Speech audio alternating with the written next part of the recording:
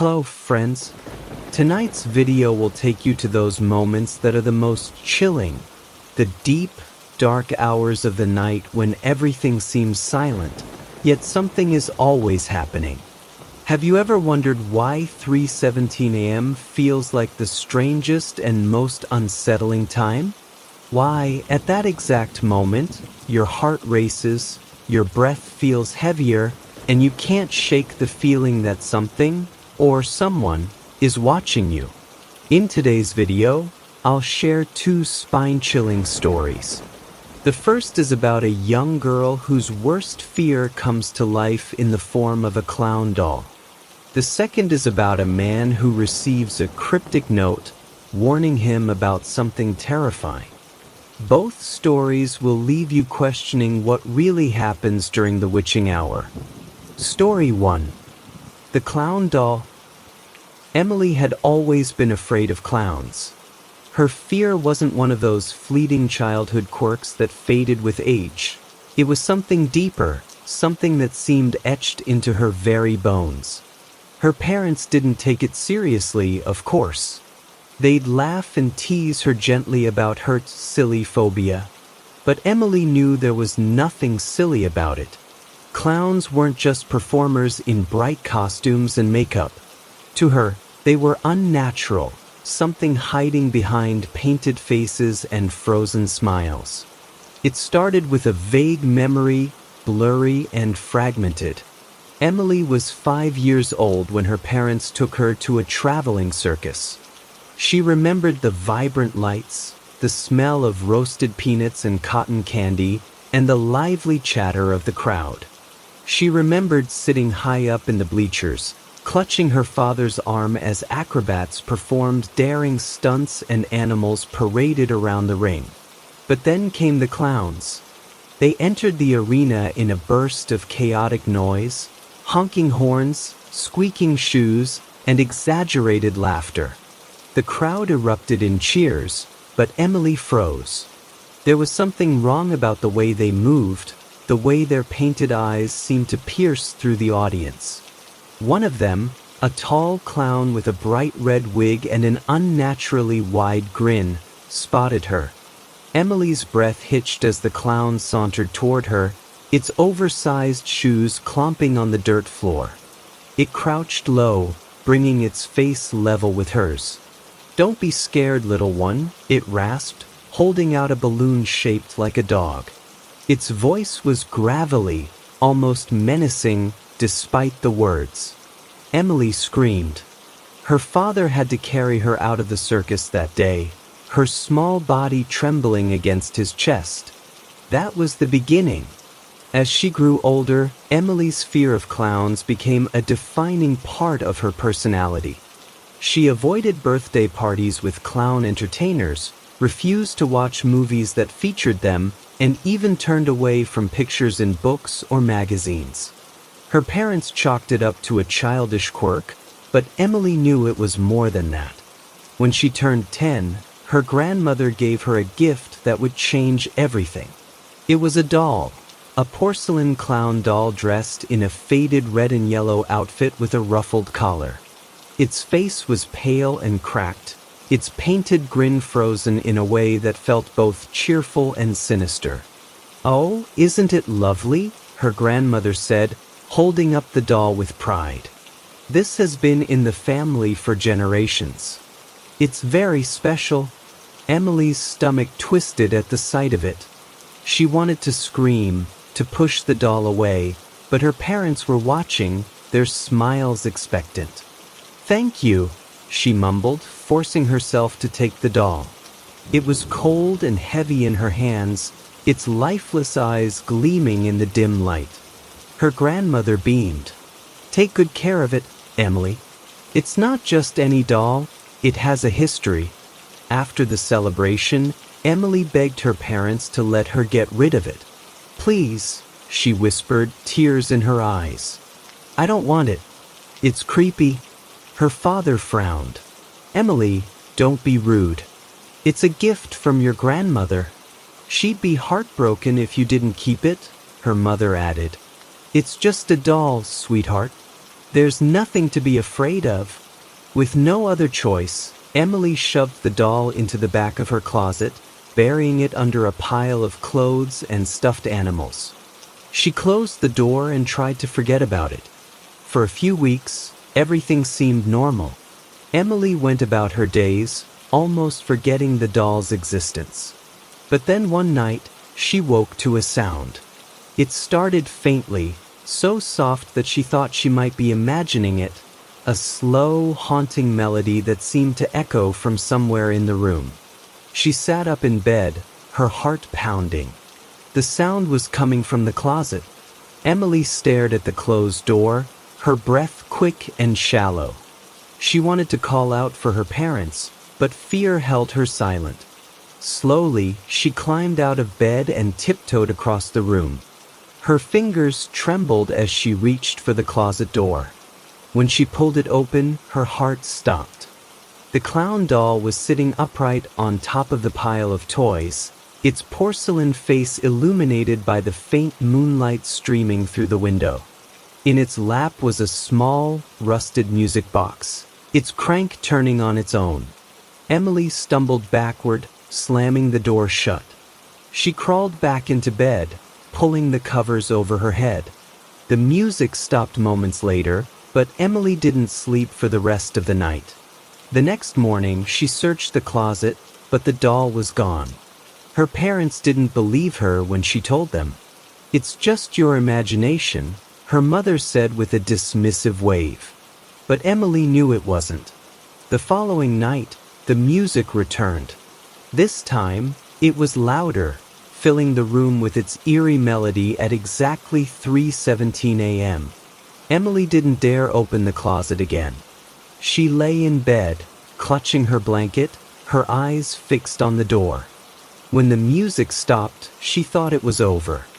But then she heard a soft, shuffling sound. She turned her head slowly, and her blood ran cold. The doll was sitting on her desk chair, its head tilted to the side, its lifeless eyes staring at her. She screamed, bolting out of her room and into her parents' bedroom. "It's the doll," she cried. "It's moving." Her father groaned, sitting up in bed. "Emily, enough of this nonsense. Go back to sleep." "It's not nonsense. It's real." But her parents wouldn't listen. Defeated, Emily returned to her room, but the chair was empty.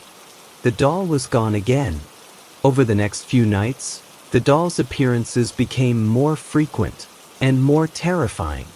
It would show up in different parts of her room, perched on the windowsill, sitting at her desk, or even lying at the foot of her bed. Each time, its grin seemed wider, its eyes darker.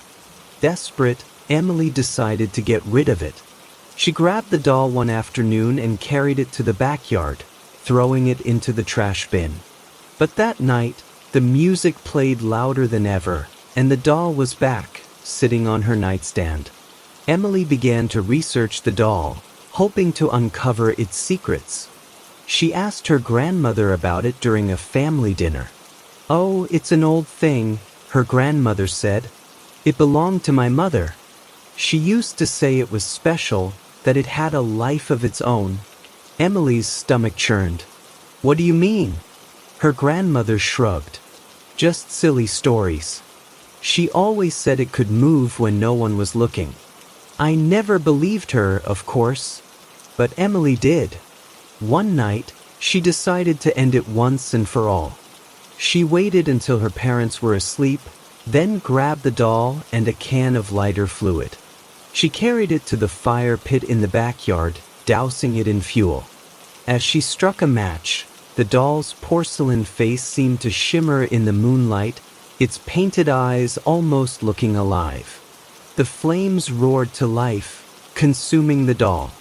Emily watched as its face blackened and cracked, its grin finally disappearing. For the first time in weeks, she felt a sense of relief. But that night, at exactly 3:17 a.m., the music started again. Emily woke with a jolt, her heart pounding. The sound was deafening, echoing through her room. She turned on the light and froze. The doll was sitting on her dresser, its face untouched by the fire. Its grin was wider than ever, and its head slowly turned to face her. "Why are you running?" a voice whispered, soft and raspy. Emily screamed as the lights flickered violently, plunging the room into darkness. The music swelled, filling every corner of the room, and the last thing she saw was the doll climbing off the dresser, its porcelain hands reaching for her. Story 2. The Note. David prided himself on being self-reliant. Living alone in a quiet suburban neighborhood suited him perfectly. The solitude of his home provided the peace he craved after long, draining days at work. He had no need for constant company or the noise of a bustling social life. Instead, he found joy in his routine, a predictable cycle of work, books, and the occasional movie night. His home was his fortress. Nestled at the edge of town, it was far enough from the neighbors to feel private but close enough to avoid complete isolation. A small garden out front and a dense patch of woods at the back added to its charm. The house itself was modest, a two-story structure with creaky floorboards and the faint scent of old wood. David liked the imperfections. They gave the place character. That November night was colder than usual. A biting wind howled outside, rattling the windows. David had drawn the curtains and lit the fireplace, the flickering flames casting warm shadows across the living room. After finishing his dinner, he settled into his armchair with a well-worn book. The hours slipped by unnoticed until the first knock came. It was faint, almost hesitant, 3 soft taps against the front door. David looked up from his book, frowning. He wasn't expecting anyone, especially not at this hour. He glanced at the clock on the wall. It read 10:13 p.m. Placing his book aside, he stood and walked to the door, his steps cautious. Peering through the peephole, he saw nothing. The porch light illuminated the empty front yard, the driveway, and the quiet street beyond. Still, David hesitated. He unlocked the door and opened it just enough to peek outside. The cold air rushed in, sending a shiver down his spine. There was no one there. But something caught his eye, a small, folded piece of paper resting neatly on the welcome mat. David bent down and picked it up, his fingers brushing against its rough surface. The note was plain, unmarked except for a message scrawled in jagged black ink. "At 3:17 a.m., answer the door." A nervous chuckle escaped him. It had to be a prank, probably from the neighborhood kids. Shaking his head, he crumpled the note and tossed it onto the kitchen counter. "Real original," he muttered, brushing the incident off as he returned to his chair. But the unease lingered. The fire crackled softly, and the book lay open in his lap, but David found himself unable to focus. The words on the page blurred together, his mind circling back to the note. Why 3:17 a.m.? Why such a specific time? By 11 p.m., he was pacing the living room, his thoughts racing. He tried to rationalize it. Kids pulling a prank, maybe someone trying to spook him for fun. But no explanation seemed to fit. The night grew colder, the wind outside picking up. Shadows danced across the walls, their movements erratic and unsettling. David turned on the TV, hoping for a distraction, but the noise felt intrusive. At 2:45 a.m., he gave up on sleep altogether. The unease had settled deep into his chest, a gnawing sensation that wouldn't let go. He sat in the darkened living room, staring at the clock. The seconds ticked by slowly, each one louder than the last. When the clock struck 3 a.m., the house felt impossibly silent. The wind had died down, leaving an oppressive stillness. The shadows seemed darker, the air heavier. David's breathing quickened as he watched the minute hand inch closer to 3:17. At exactly 3:17 a.m., the knock came. This time, it wasn't faint. The pounding was loud and deliberate, echoing through the house. David froze, his heart racing. He stood, his legs trembling, and approached the door. Peering through the peephole, he saw nothing. The porch was empty, just as it had been hours earlier. But the knocking came again, louder, more insistent. Against every instinct screaming at him to stay away, David unlocked the door and opened it. Standing on the porch was a figure cloaked in shadow. The figure was tall, its form indistinct. The porch light, which should have illuminated its features, seemed to fail, casting only a faint glow around its outline. David couldn't make out a face. There was only darkness. Who are you?" David stammered, his voice trembling. The figure didn't respond. It didn't move, didn't flinch. It simply stood there, unmoving, its presence suffocating. David slammed the door shut, locking it with shaking hands. He leaned against the wall, his chest heaving. But before he could collect himself, another knock sounded. This time, it wasn't from the front door. The knock came from inside the house. David froze, his blood running cold. His eyes darted to the living room, where the fireplace had burned down to embers. The shadows there seemed thicker, almost alive. Another knock echoed, this time from the kitchen. "Who's there?" David called out, his voice barely above a whisper. Silence. Gripping a nearby lamp as a makeshift weapon, he crept toward the kitchen. The light switch didn't work, the bulb had died. In the dim glow of the moonlight streaming through the window, he saw that the back door was ajar. Its lock was broken. David slammed it shut, bolting it as best he could. He turned, and that's when he saw the figure again. It was standing in the corner of the living room, shrouded in shadow. David's knees buckled, and he stumbled backward, knocking over a chair. The figure didn't react. It just stood there, its head tilted as if studying him. "Get out!" David screamed, swinging the lamp. But the figure didn't move. In a panic, David bolted for the stairs, retreating to his bedroom.